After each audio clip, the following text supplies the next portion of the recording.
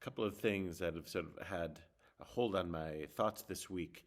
One, of course, is the passing of the first part of the judicial overhaul in Israel, and the unrest surrounding that and the country tearing itself apart surrounding this. And the other is Tisha B'Av. Today when I'm recording this, yesterday when you're seeing this. The 9th day of the month of Av, when we mark destructions and tragedies in Jewish history.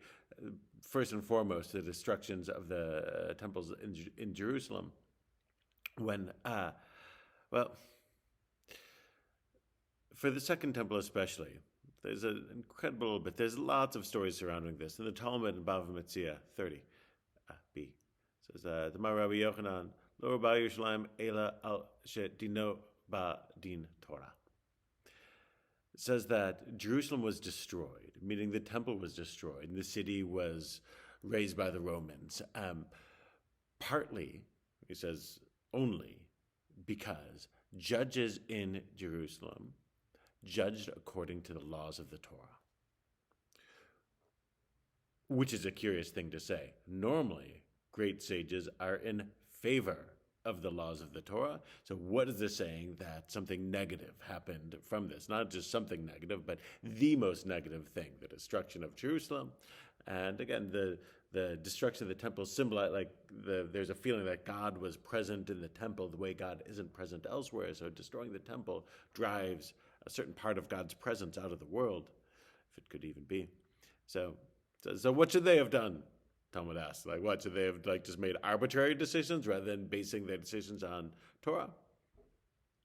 Talmud says, Elami, that it should have been not according to the strict letter of the Torah, but rather they're supposed to judge lifnim mishurat adin, but going beyond the letter of the law.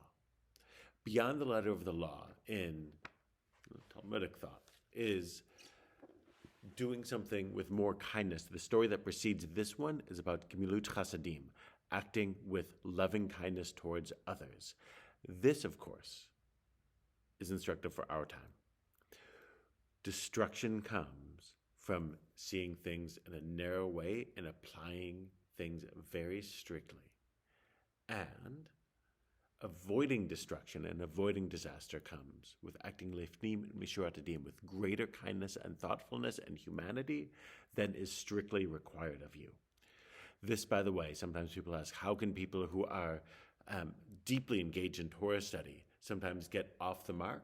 And Rabbi Yochanan knows it. They're doing things according to the Torah and not according to the way that we're supposed to apply the Torah, which is lifnim mishurat adin, with a greater sense of loving kindness beyond the letter of the law. We should know how to do this in our own lives so that we can bring ourselves back from the brink. And Shabbat Shalom.